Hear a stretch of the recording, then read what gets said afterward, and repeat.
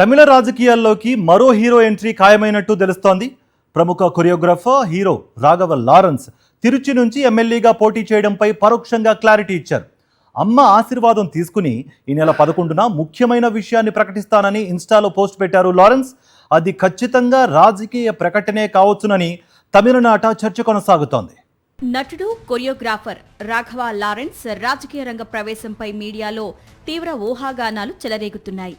ముఖ్యమంత్రి విజయ్ నేతృత్వంలోని తమిళిగ వెట్రి కజగం టీవీకే తరపున ఆయన రాబోయే తిరుచి ఈస్ట్ ఉప ఎన్నికల్లో పోటీ చేయొచ్చని ప్రచారం జరుగుతోంది. ఇటీవల జరిగిన తమిళనాడు ఎన్నికల్లో టీవీకే చీఫ్ ముఖ్యమంత్రి విజయ్ పెరంబూరు తిరుచి ఈస్ట్ నుంచి విజయం సాధించారు. తిరుచి సీటుకు రాజీనామా చేయడంతో అక్కడి నుంచి ఎవరు పోటీ చేస్తారనే ప్రచారం జరిగింది. ఈ క్రమంలోనే టీవీకే తరపున హీరో లారెన్స్ పోటీ చేస్తారని 2 రోజులుగా ప్రచారం జరుగుతోంది.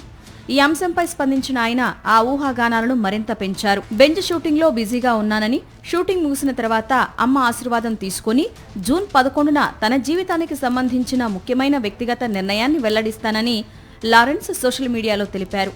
ముఖ్యమైన నిర్ణయంని చెప్పడంతో అది పొలిటికల్ ఎంట్రీనేనని చెప్తున్నారు. దీంతో తిరుచి ఈస్ట్ నుంచి రాఘవ లారెన్స్ పోటీ ఖాయమైందనే చర్చ సాగుతోంది.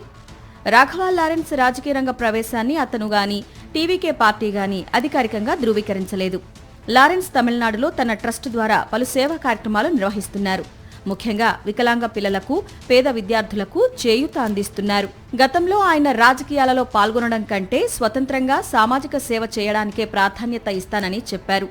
ముఖ్యమంత్రి విజయ్ రాజకీయ ప్రస్థానం ప్రారంభోత్సవంలో ఆయనకు బహిరంగంగా అభినందనలు తెలిపారు. తాజాగా లారెన్స్ పొలిటికల్ ఎంట్రీపై కొనసాగుతున్న చర్చకు జూన్ 11న ఆయన ద్వారానే స్పష్టత రానుంది.